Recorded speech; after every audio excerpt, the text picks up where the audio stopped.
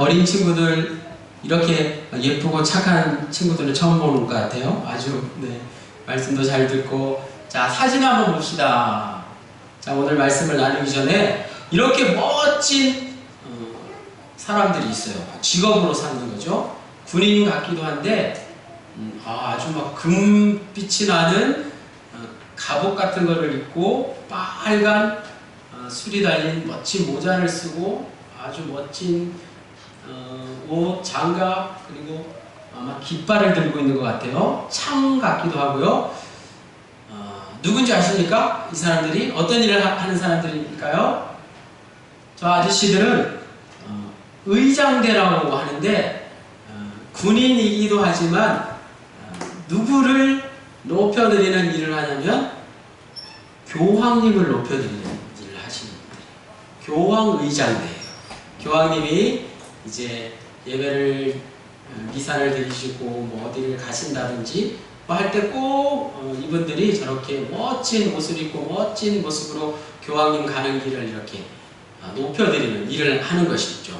사람이 사람을 높이는 일을 직업적으로 갖고 있다는 것입니다.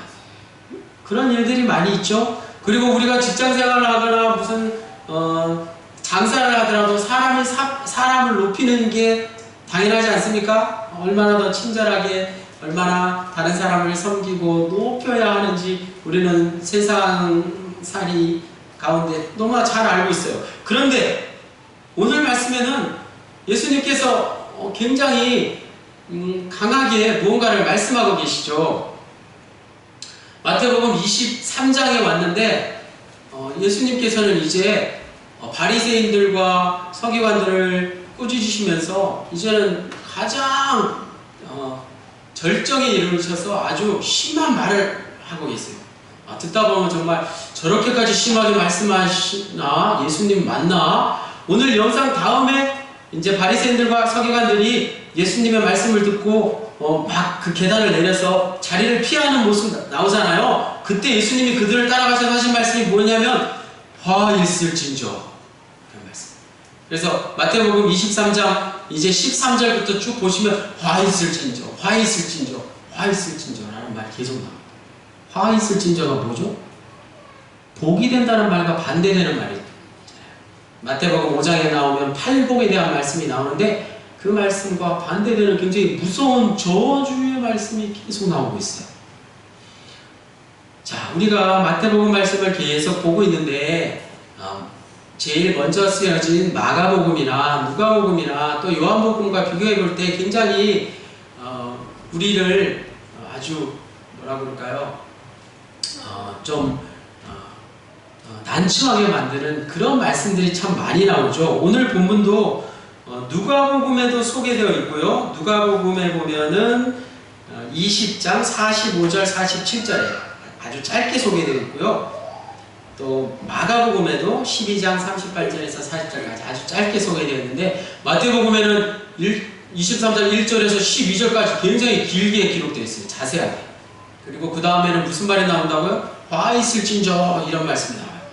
21장에 예수님께서 나귀를 타시고 예루살렘에 입성하셔서 계속해서 적대자들을 향해서 논쟁하시고 이제는 자신이 누구인가? 나는 누구인가? 하나님의 아들이다 라는 것을 암시하시면서 논쟁을 마치셨다는 거예요. 그래서 오늘 말씀에 이거는 넘어갈게요. 오늘 말씀에 이전 말씀 마태복음 22장 41절에서 44절까지를 보면 바리새인들하고 예수님이 대화를 나누는 장면이 나오는데요. 바리새인들이 모였을 때 예수님께서 먼저 물으셨어요. 너희는 그리스도에 대해서 어떻게 생각하느냐? 그리고 그 다음 말이 중요해요. 누구의 자손이냐? 이렇게 물으셨어요. 그랬더니 바리새인들이 예수님에게 이렇게 대답했어요. 당연히 다윗의 자손입니다. 유대 사람들은 다윗을 가장 존경하는 거 알고 계시죠? 그래서 예수님을 그리스도를 예수님을 보고 하는 말이 아니에요. 예수님을 아직 인정하지 않으니까 그리스도 메시아가 오실 것인데 그 메시아가 다윗의 자손일 거라고 그렇게 바리새인들이 대답했습니다. 그러자 예수님의 말씀이 이제 쭉 이어지는데 예수님이 뭐라고 말씀하셨냐면 43절부터 그러면 다윗이 성령에 감동되어 어찌 그리스도를 주라 칭하여 말하되 주께서 내 주께 이르시되 내가 내 원수를 내 발 아래에 둘 때까지 내 우편에 앉아 있으라. 시편 110편 1절 말씀을 인용하신 것입니다. 메시아는 인정하되 예수님이 메시아인 것을 그리스도인 것을 인정하지 않는 바리새인들에게 이렇게 말씀하셨습니다. 45절에 다윗이 그리스도를 주라 칭하였은즉 어찌 그의 자손이 되겠느냐. 어찌 그리스도가 그의 자손이 되겠느냐 반어법을 사용하시면서 예수님은 그리스도를 즉 메시아를 다윗의 자손으로만 보는 유대인들의 그 생각을 반대하시면서 다윗을 그리스도보다 오히려 더 높이는 것을 다윗이라는 인간을 그리스도라는 메시아보다 하나님보다 더 높게 생각하는 유대인들의 생각을 꾸짖으셨습니다. 물론 그리스도이신 예수님이 다윗의 가문에서 나온 것은 당연하고 예수님도 인정하셨지만 다윗의 자손이라는 말 속에는 그리스도가 다윗보다 못하다는 그런 느낌을 주는 것이죠. 지금도 유대인들은 다윗의 자손을 기다리고 있습니다. 그리스도는 다윗의 자손이기도 하지만 다윗만 못한 분이 아니라 다윗의 주라, 다윗의 주님이라는 예수님의 말씀, 더 나아가서 하나님의 아들이라는 말씀을 예수님께서 바리새인들에게 가르쳐 주셨습니다. 그래서 유대인들이 다윗을 오히려 그리스도이신 예수님보다 더 높이는 것을, 사람을 예수님보다 하나님보다 더 높이는 것을 바로잡아 주시면서 그리스도는 다윗의 자손이기 전에 하나님의 아들이요 하나님이시라는 말씀으로 바리새인들의 말문을 막으시고 긴 논쟁을 끝내셨습니다. 이제 더 이상의 논쟁은 없습니다. 이 말을 듣고 이제 바리새인들이 더 이상 논쟁을 하지 않았습니다. 시편 110편 1절에 다윗이 말하기를 여호와께서 내 주께 말씀하시기를 이렇게 이야기했어요. 그러니까 다윗도 다윗의 주인을 하나님이라고 인정한 것이죠. 그러니까 다윗의 주인은 하나님이신데 유대인들은 그 하나님의 아들이신 예수님보다 다윗을 오히려 더 높였으니 예수님께서 오늘 말씀을 통해서 바로잡아 주셨습니다. 예수님은 그동안 종교 지도자들에게 수많은 질문만 받으셨는데 이제 결정적이고 가장 핵심적인 질문을 오히려 그들에게 하심으로써 그들의 무지함을 깨우쳐 주셨습니다. 다시 한번 정리해서 당시 유대인들은 메시아가 자신들의 권익을 회복시키고 로마로부터의 해방을 가져다주는, 자유를 가져다주는, 유대인들의 번영을 가져다주는 그런 육신적인 메시아로만 생각했던 것입니다. 그래서 예수님이 오셔서 병든 자를 고치시고 귀신을 물리치시는 것 정도로 그들의 메시아의 와는 다르다고 생각했던 것이죠. 예수님은 그런 정치적인 메시아에 대한 기대가 잘못된 것이라고 유대인들에게 바로잡아 주시고 다윗이 쓴 시편 110편 1편 말씀을 통해서 다윗도 하나님을 주로 인정하였으니 그 하나님의 아들인 주가 바로 나라는 사실, 예수님이라는 사실을 그들 앞에서 분명히 말씀해 주셨습니다. 이 말씀을 통해서 우리의 삶 가운데 적용해야 될 것이 있죠. 그것은 우리가 세상을 살아가면서 하나님의 말씀을 이제 듣고 집에 돌아가셔서 또 각자의 일터에서 살아갈 때 하나님의 말씀을 내 생각대로 또 세상의 기준대로 우리의 손의 이익을 판단하면서 말씀을 받아들이는 경향이 있다는 것입니다. 이제는 하나님의 말씀을 내 마음의 잣대로 판단하거나 선별적으로 내가 듣고 싶은 말씀, 내가 좋아하는 말씀만 듣고 듣기 싫은 말씀, 내가 실천하기 어려운 말씀은 못 들은 척하는 그런 게 아니라 이제 하나님의 말씀을 온전히 전부 다 받아들임으로써 다윗의 자손 예수가 아니라 다윗의 자손으로 오신 하나님이신 예수 그리스도를 믿는 믿음이 되어야 할 것입니다. 자, 오늘 1절에서 7절 영상에서 보셨듯이 당시 종교 지도자들, 바리새인들과 서기관들이 어떤 모습으로 살아갔는지 한번 쭉 보겠습니다. 2절에 보면 모세의 자리에 앉았으니 라고 나오고 있습니다. 예수님께서 본격적으로 서기관들과 바리새인들의 위선을 책망하셨는데, 서기관은 요즘 말로 하면 성경을 잘 아는, 당시 율법을 가르치고 해석하는 일을 했던 사람들이었어요. 그런데 서기관들이 바리새파에서 배출되었다는 것이죠. 그들이 모세의 자리에 앉았다는 것은 유대인들이 가장 존경하는 자리, 또 모세가 율법을 가르쳤듯이 서기관들이 율법을 가르치고 주관하는 자리를 차지하고 독점했다는 것입니다.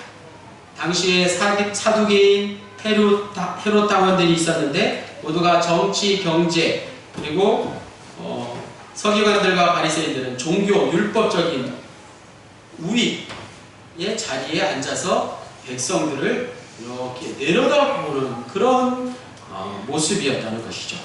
3절에 예수님은 바리새인들의 모든 것을 부정하시거나 책망하신 게 아닙니다. 우리가 분명히 알아야 될 것은 그들이 말하고 행하고 지키라고 말하는 것, 그들이 말하는 것 자체는, 율법 자체는 고귀하다는 것을 분명히 말씀하셨습니다. 그러나 위선적인 행동은 분명히 주의하라고 말씀하셨습니다. 당시 바리새인들이 말과 행동이 일치하지 않는 위선적인 모습을 보였기 때문입니다. 4절에 무거운 짐이라는 말이 나오는데 율법 자체가 아니라 율법을 지키기 위해서 만들어낸 많은 조항들을 말하는 것입니다. 즉 서기관들이 율법을 통해서 진정으로 백성들을 돕고 하나님의 은혜를 가르치기보다는 어려운 율법 조항과 또 규칙을 백성들에게 부과함으로써 백성들의 삶을 더 피폐하게 만들었다는 것입니다. 오히려 4절 후반부에 자기는 이것을 한 손가락으로도 움직이려 하지 아니하며, 종교 지도자들이 백성들에게 많은 율법의 세부 조항과 규칙들을 지키라고 강요하면서 정작 그들은 백성을 전혀 돕지 않은 그런 모습을 말씀하고 계십니다. 자, 5절에 경문띠가 나옵니다. 경문 사진 한번 보실까요? 자, 지금도 예루살렘에 가면 유대인들이, 젊은 유대인들이 저렇게 머리에 모자를 쓰고 머리에도 저 띠 같은 걸 하나 둘렸죠. 그래서 네모난 상자 안에 율법을 적어 두어서 그 종이를 늘 보고 암송하는 것이죠. 또 팔에도 이렇게 끈으로 감아서 경문 안에 율법을 적어 두었다가 시간 날 때마다 그것을 꺼내서 읽어보는 거예요. 대단하지 않습니까? 그리고 또 옷술이 있잖아요. 옷술은 저렇게 하얀 옷에 흰색 실과 청색 실을 포화서 그 옷술이 이제 길면 길수록 더 화려하고 크게 장식함으로써 자신들이 종교적인 열심을 다하고 있다는 것을 많은 사람들에게 과시하려 하는 것입니다. 경문띠, 옷수를 보았고요. 6절에 가면 잔치의 윗자리라는 말이 나와요. 또 회당의 높은 자리, 종교적인 그런 명예를 뜻합니다. 신앙생활을 하면서도 어떤 자리가 있다는 것이죠. 올라가야 할 자리, 명예의 자리. 바리새인들은 세상과 신앙 모두 높은 자리를 차지하기 위해서 열심을 다했다는 것입니다. 종교적인 열심도 결국에는 세상적인 명예를 얻기 위해서 이용할 때가 있었다는 것입니다. 자, 오늘 바리새인들과 서기관들의 모습을 통해서 우리의 모습을 보는 것이 중요합니다. 우리의 삶에 어떻게 적용할 것인가? 예수님은 바리새인들의 행태를 책망하셨으나 그 내용을 자세히 볼 필요가 있습니다. 바리새인들의 모든 것을 다 부정하지 않으셨습니다. 위선적인 행동과 선별적으로 행하는 것들, 그것을 책망하셨습니다. 우리의 삶에 적용할 때 우리도 바리새인들처럼 저렇게 신앙생활을 하지는 않을까, 이렇게 우리에게 한번 질문해 볼 필요가 있고, 중요한 것은 다른 사람을 우리가 어떻게 생각하냐는 것입니다. 우리가 다른 사람이 어떤 잘못을 한다고 판단하면 그 사람의 모든 것을 전부를 다 잘못됐다고 부정할 수가 있습니다. 그런데 오늘 예수님의 말씀처럼 바리새인들의 전부를 부정하신 게 아니라는 사실, 율법을 가르치는 일을 부정하지 않으셨습니다. 우리도 주위에 잘못된 행동을 하는 사람을 보고 그 사람 전부를 나쁘게 볼 것이 아니라 옳은 것은 받아들이고 잘못된 것만 버려야 하는 것입니다. 누군가가 나에게 잘못을 할 때 그 사람의 모든 것을, 그 사람이 다 하는 일마다 다 나쁘다, 미워 보이고 그 사람이 하는 행동은 꼴도 보기 싫은데, 그런 마음은 잘못된 것입니다. 바리새인들은 자신들의 종교적 열심을 통해서 세상의 명예를 얻으려고 자신들의 신앙과 열심을 자랑했으니 그러한 모습이 우리에게 없는가를 돌아봐야 합니다. 우리가 신앙의 열심을 다른 사람에게 보이려고 행하는 우를 범할 때가 없는지를 언제나 조심해야 할 것입니다. 오늘 말씀의 제목과 같은 오직 하나님만 높이라, 8절에서 12절까지. 8절에 보면 랍비가 나오죠. 유대인에게는 지금도 랍비가 있는데 선생이라는 말이죠. 그 원래 뜻은 나는 위대한 분이라는 것입니다. 율법을 가르치는 선생들을 일컫는 말로 율법에 정통했기 때문에 백성들과 제자들에게 존경을 받으며 랍비라 칭함을 받았습니다. 그런데 오늘 본문에 나오는 것은 랍비라 불려지기 위해서 자신들을 애써 높이려고 했다는 것입니다. 그것이 잘못됐다는 것입니다. 랍비라고 불리기 위해서 나를 랍비라고 불러라 하고 강요한다면 그것은 큰 잘못입니다. 이어서 너희는 다 형제니라, 중요한 말씀이 나오죠. 이는 선생이라는 지위를 무시한 말씀이 아니라 선생이든 제자든 어떠한 직분이 특권화되고 계급화되는 것을 경계하신 말씀입니다. 우리 주위에도 선생님이 계시고 또 어떤 직분자가 있는데 그 어떤 직분도 사람 위에 군림할 수 없다는 말씀입니다. 9절에 가면 아버지라는 말이 나오는데 이것은 육신의 아버지이기 전에 당시 이스라엘의 존경받는 랍비들을 아버지라고 불렀던 것을 말씀합니다. 열왕기하 2장 12절에 보면 이런 말씀이 나옵니다. 엘리사가 보고 소리 지르되 내 아버지여 내 아버지여. 엘리사가 엘리야가 승천하여 올라가는 것을 보고 아버지라고 불렀습니다. 즉 당시 선지자들도 자신의 스승을 아버지라고 불렀다는 말이죠. 즉 아버지보다 더 큰 권위의 상징은 없습니다. 모든 일에 최종 권위를 가진 사람으로 불렸던 이 아버지라는 호칭도 결국에는 예수님께서 말씀하시기를 어떤 인간도 최종적인 권위를 가질 수 없고 오직 하늘에 계신 하나님께만 그 특권이 있다는 것. 그래서 우리가 하나님을 하나님 아버지라고 부르는 것입니다. 11절 말씀에 너희 중에 큰 자는 너희를 섬기는 자가 되어야 하리라. 바리새인들은 자신들이 종교적인 우월감으로 인해서 백성들 위에 군림하는 선생으로 또는 지도자로 그렇게 행하려 했습니다. 그런데 예수님께서는 반대로 그렇게 군림하려면 큰 자가 되려면 오히려 종이 되어야 옳다고 말씀하셨습니다. 진정으로 높아지는 것은 섬김을 통해서 이루어지는 것이고 이것이 바로 예수님께서 말씀하시는 하나님 나라의 특징인 것입니다. 마태복음 18장 4절에 그러므로 누구든지 이 어린 아이들 같이 이 어린아이와 같이 자기를 낮추는 사람이 천국에서는 큰 자니라. 아멘. 12절 말씀에 예수님은 교만을 경고하시면서 겸손히 갖는 복에 대해서 말씀하셨습니다. 여기서 자기를 낮추는 자, 즉 겸손에 대한 말씀은 앞에 있는 8절부터 11절까지의 말씀을 이어서 이해해야 합니다. 진정한 겸손이란 자신을 낮추는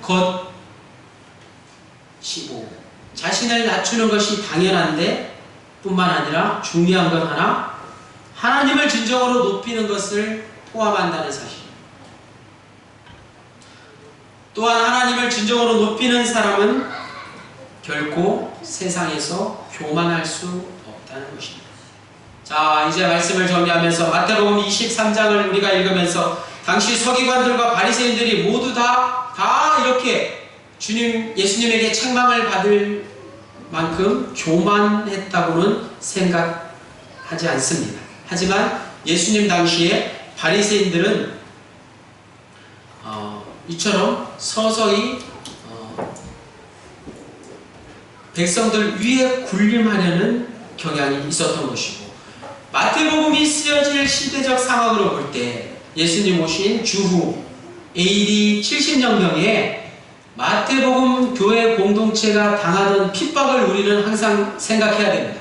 여러 번 말씀드렸듯이 마태복음이 쓰여지던 마태가 인도하는 마태 초대 교회 공동체에 유대교 그리스도인들이 많이 있었다는 것이죠. 유대교를 믿다가 기독교인으로 개종한 이들에게 이처럼 바리새인들과 서기관들의 성향이 여전히 남아 있었다는 것이죠.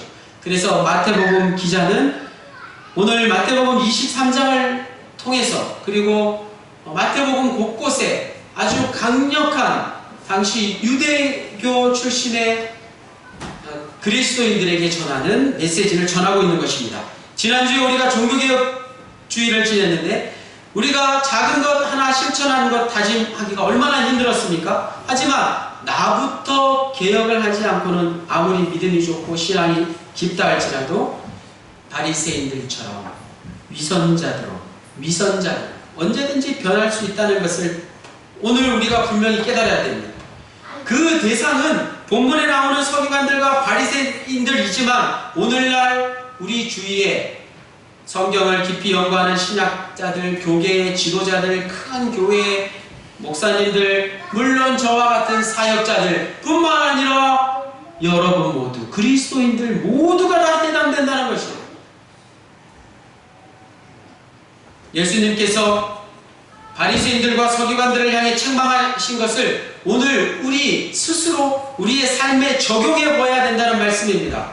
언행 불일치, 언행일치가 아니라 언행 불일치를 경계해야 됩니다. 우리 입에서 나오는 말을 책임질 줄 알아야 합니다. 남에게 보여주기 위해서 과시적으로 행동하는 것 무엇입니까? 여러분 생각해 보세요. 남에게 보이기 위해서 내가 하는 일들, 그것을 삼가해야 됩니다. 남에게 대접받기를 좋아하는 것. 싫어하는 사람 누구 있습니까? 그런데 여기서 남에게 대접받는다는 것은 물질적인 대접보다 더 심각한 것이 있으니 그것은 오늘 본문에 나오는 것처럼 선생으로, 아버지로, 지도자로 존경을 받고자 한다는 마음. 그것을 조심해야 된다는 것입니다. 우리에게는, 우리 모두는 선생이나 지도자나 아버지로서 존경받을 그런 어떻게 보면 참다운 능력이 없다는 것을 깨달아야 돼요. 우리가 선생으로, 지도자로, 진정한 아버지로 대접받기 위해서는 허울 뿌린 권위 의식을 버려야 할 것입니다. 오늘 말씀을 통해서 나 자신에게 스스로 질문해 볼 수 있기를 원합니다. 왜 예수님께서 서기관들과 바리새인들을 향해서 이토록 강하게 책망하시고 또 제자들과 무리들에게, 많은 사람들에게 이 말씀을 전하셨을까? 다같이 11절 12절 한 목소리로 읽겠습니다. 시작. 너희 중에 큰 자는 너희를 섬기는 자가 되어야 하리라. 누구든지 자기를 높이는 자는 낮아지고 누구든지 자기를 낮추는 자는 높아지리라. 아멘. 여기에 높임과 낮춤의 역설이 담겨져 있습니다. 예수님께서 이 말씀을 무리들에게 그리고 제자들에게 하신 말씀은 서기관들과 바리새인들의 잘못을 되풀이하지 않기를 바라셨기 때문이고 오늘 우리에게도 바라고 계십니다. 예수님께서 제자들과 무리들에게 누구도 아버지, 지도자, 선생이란 말을 듣지 말고 부르지도 말라고 하셨습니다. 잘 이해가 되지 않습니다. 왜 이런 말씀을 하셨을까요? 그들이 갖고 있는 고유한 기능, 선생, 아버지, 지도자로서의 기능을 무시하라는 뜻이 결코 아닙니다. 다만 그러한 계층이 특권화되고 계급화되어서 다른 사람들 위해 군림하려고 하는 것을 허락치 않으신 말씀입니다. 기독교는 어떤 사람도 높이거나 특권화될 수 없습니다. 오직 하나님 한 분만이 우리의 진정한 경배의 대상이 되어야 한다는 말씀입니다. 동시에 사람들끼리 서로 아껴주고 서로 격려하며 자기 자신을 낮추면서 한 형제로 살아야 한다는 것입니다. 그래서 진정한 기독교인의 겸손은 스스로를 낮추는 데에서 끝나는 것이 아니라 하나님을 높이는 것이 진정한 겸손이라는 말씀입니다. 하나님을 모르고 낮추는 겸손은 진정한 겸손일 수 없습니다. 피조물인 우리가 창조주를 기억할 때 비로소 우리의 인생은 겸손해질 수 있습니다. 오늘 말씀 제목 오직 하나님만 높이라. 이 말씀을 통해서 교회 공동체의 구성원인 저와 여러분이 왜 예수 그리스도 안에서 한 형제요 한 자매요 라고 말하는가에 대한 답을 분명히 전해주고 있습니다.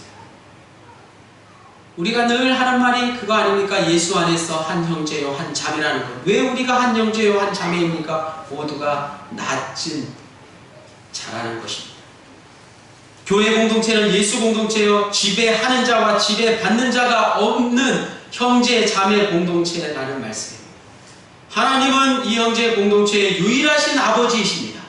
그리고 우리를 지도해 주시는, 가르쳐 주시는 분은 예수님 한 분이십니다. 그분만이 우리의 유일한 선생이시고 지도자이십니다. 마땅히 형제 자매 공동체에 속한 우리는 서로를 낮추고 다른 사람을 높여주는 태도를 가져야 할 것입니다. 서기관들과 바리새인들처럼 서로 자기 자신을 높이려는 태도를 가지고 사는 순간 이 형제 자매 공동체는 순식간에 무너질 수밖에 없다는 것을 분명히 기억하면서 우리 자라나는 어린 아이들에게 겸손의 신앙을, 저와 여러분이 거하는 곳 어느 곳에든지 교회에서나 가정에서나 직장에서나 예수 공동체로 형제 자매 공동체로 살아가는 저와 여러분 모두